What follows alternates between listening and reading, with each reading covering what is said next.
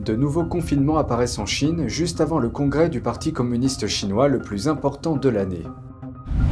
Taïwan abat des drones chinois pour la première fois de son histoire. Selon un expert, l'île se doit de riposter, sinon Pékin continuera à repousser les limites. L'Australie lance un avertissement alors que l'un de ses voisins s'apprête à contracter une dette insoutenable auprès de la Chine pour un projet énergétique.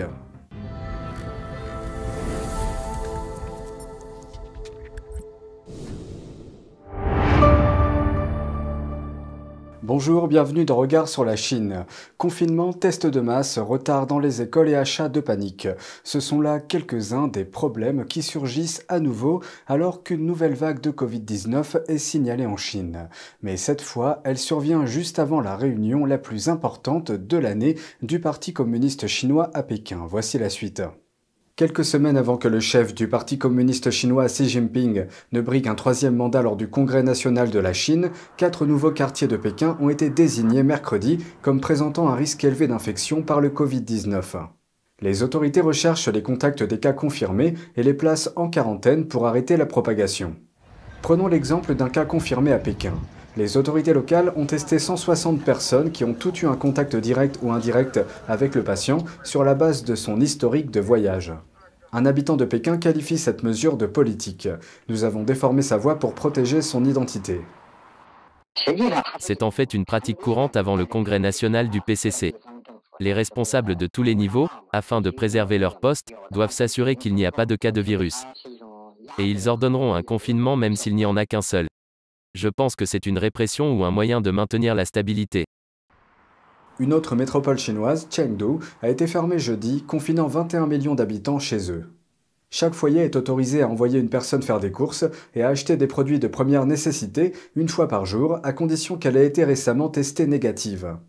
Bien que les autorités affirment qu'il n'est pas nécessaire de faire des provisions, certains habitants ne semblent pas les croire. Beaucoup se sont empressés de vider les rayons des magasins au cas où. Pour protéger l'identité d'une habitante, nous avons également déformé sa voix. La pandémie n'est pas si grave. Je ne sais pas pourquoi ils font ça, suspendre tous les bus et les métros et confiner les gens à l'intérieur, les enfermer dans le complexe communautaire. Le virus n'est pas si mortel. Ce sont les officiels, ils font ce qu'ils veulent, et que peuvent faire les gens ordinaires? Les gens ordinaires n'ont aucun pouvoir. Un certain nombre de villes chinoises ont retardé l'ouverture des écoles, conformément à la politique zéro Covid-19. C'est la 3e année que les mesures de prévention du virus interrompent les créneaux scolaires en Chine.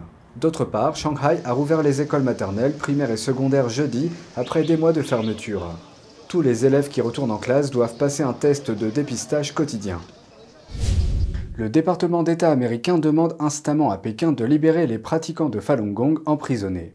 Dans un courriel adressé à NTD, un porte-parole du département d'État américain a déclaré, je cite, « Chaque année, des milliers de pratiquants de Falun Gong font l'objet d'un harcèlement et sont victimes de tortures et d'abus pour avoir simplement pratiqué leurs croyances de manière pacifique.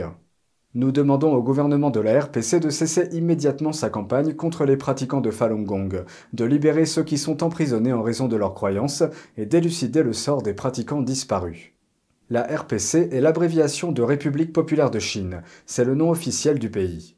Cette déclaration est une réponse à l'appel d'une résidente de New York. Elle demande instamment au gouvernement américain de s'exprimer et de réclamer la libération de son père. Zhang Hongyu est une graphiste qui vit à New York. Son père a été placé en détention pour avoir pratiqué le Falun Gong, une méditation spirituelle fondée sur les principes de vérité, bonté et patience. Zhang dit que la vie de son père est en jeu. Sa tension artérielle a grimpé à un taux très élevé. Son père, Jiang Ming, fait partie des dizaines de milliers de pratiquants de Falun Gong qui ont été arrêtés et emprisonnés pour avoir pratiqué leur spiritualité en Chine. L'année dernière, les autorités ont enlevé plus de 5000 pratiquants de Falun Gong en Chine. Et au cours du premier semestre 2022, plus de 2000 pratiquants ont perdu leur liberté en raison de la campagne de persécution du régime. Ces données proviennent de Minghui.org. Cette organisation recueille des informations de première main sur la persécution en Chine.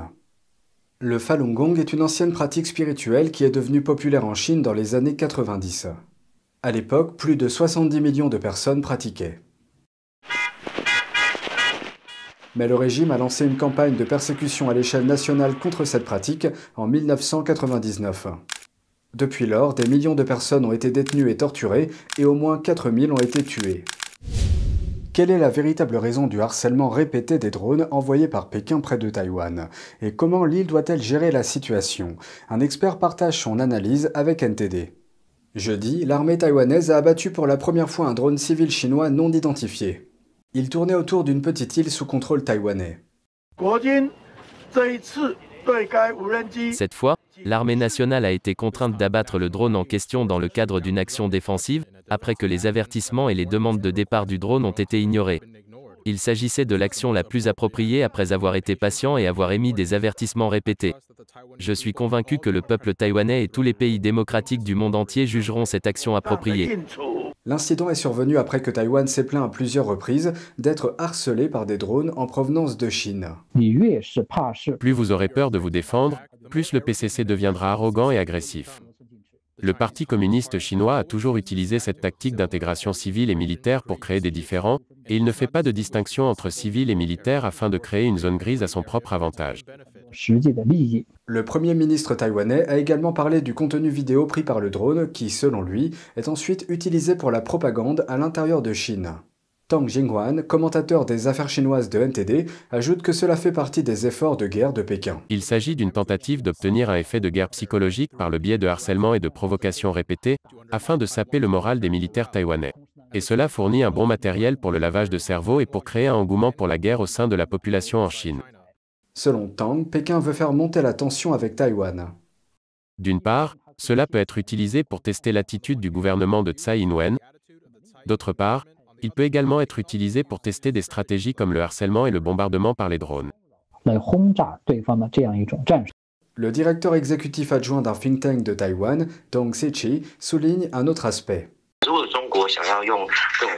Si le Parti communiste chinois veut faire monter les tensions dans le détroit de Taïwan de cette manière, cela prouve encore une chose, ce n'est pas Taïwan qui constitue un problème pour la stabilité régionale. Il a qualifié la Chine de principale source d'instabilité et de tension dans la région. L'Australie met en garde l'un de ses voisins contre une infiltration chinoise. Lors d'une visite au Timor oriental, la ministre australienne des Affaires étrangères a exhorté la nation insulaire à ne pas s'endetter de manière insoutenable auprès des Chinois pour un important projet gazier. Voici la suite. Nous savons que la résilience économique peut être affectée, peut être limitée par des dettes insoutenables ou des prêteurs qui ont des objectifs différents. Nous, Australie, nous cherchons à vous aider à rendre votre pays plus fort. La ministre australienne des Affaires étrangères, Penny Wong, a déclaré s'être entretenue avec le président du Timor oriental, José Ramos Horta. Les responsables ont discuté du champ de gaz situé sous les fonds marins entre les deux pays. Selon les estimations, ce gisement peut produire 50 milliards d'euros de gaz. Pour financer les infrastructures connexes, le Timor oriental est prêt à se tourner vers la Chine. C'est ce qu'a déclaré Ramos Horta le mois dernier. Wang a refusé de dire si Ramos Horta avait discuté de la possibilité de faire appel à des partenaires chinois. Elle a déclaré que l'aide australienne au développement s'accompagnait, je cite, d'un esprit d'exigence pour que le Timor oriental soit plus résilient. Cette nation semi-insulaire a une population de 1,5 million d'habitants. Le Parti communiste chinois est connu pour prêter de l'argent aux pays en développement. Mais parfois, lorsque ces derniers ne sont pas en mesure de rembourser la dette chinoise, Pékin s'empare ou exploite des actifs clés dans ces pays, tels que des sources naturelles ou des ports ayant des applications militaires possibles. C'est tout pour aujourd'hui, merci d'avoir suivi Regard sur la Chine. On se retrouve demain pour une nouvelle émission. Prenez soin de vous et à bientôt.